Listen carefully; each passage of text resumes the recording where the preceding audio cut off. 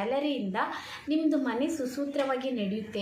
ಮಕ್ಕಳು ಫೀಸ್ ಇರ್ಬೋದು, light bill, ಮನೆ ಬಾಡಿಗೆ ಇದ್ದರೆ ಮನೆ ಬಾಡಿಗೆ, ದಿನಸಿ ಇರ್ಬೋದು, ಪ್ರತಿಯೊಂದನ್ನು ಮಾಡಿ ನೀವು ಸ್ವಲ್ಪ ಸೇವ್ನು ಕೂಡ ಮಾಡಿ ಆ 100 ರೂಪಾಯಿ ಖರ್ಚು ಮಾಡೋದ್ರಿಂದ, ಒಂದು ದಿನಕ್ಕೆ 100 ರೂಪಾಯಿ ವೇಸ್ಟೇಜಾಗಿ ಖರ್ಚು ಮಾಡೋದ್ರಿಂದ ನಿಮ್ಮ ಲೈಫ್ಗೆ ಯಾವುದೇ ರೀತಿ ತೊಂದರೆ ಆಗ್ತಾಯಿಲ್ಲ ಅಂತ ಅಂದಾಗ ಆಗ ನೀವು 100 ರೂಪಾಯಿನ ನೀವು ಈಸಿಯಾಗಿ ಖರ್ಚು ಮಾಡಿ. ರೂಪಾಯಿ ಅಂತ ತಿಳ್ಕೊಬೇಡಿ, ತಿಂಗಳಿಗೆ 3000 ಅಂತ ತಿಳ್ಕೊಳ್ಳಿ. ಅಥವಾ ನೀವು ಆ ರೀತಿ ಖರ್ಚು ಮಾಡೋದ್ರಿಂದ ತಿಂಗಳು ಎಂಡಲ್ಲಿ ನೀವು 1 ರೂಪಾಯಿನೂ ಕೂಡ ಸೇವ್ ಮಾಡೋಕ್ಕಾಗ್ತಾ ಇಲ್ಲ ಅಂದರೆ ನೀವು ದುಡಿಮೆ ಮಾಡುವಂಥ ದುಡ್ಡಿಂದ ಕರೆಕ್ಟಾಗಿ ನಿಮ್ಮ ಜೀವನಕ್ಕೆ ಸರಿ ಆಗ್ತಾಯಿದೆ ಅಂದಾಗ ನೀವು ದಿನಕ್ಕೆ 100 ರೂಪಾಯಿ ಖರ್ಚು ಮಾಡೋದನ್ನು ಕೂಡ ತುಂಬಾ ಯೋಚನೆ ಮಾಡಬೇಕಾಗ್ತದೆ.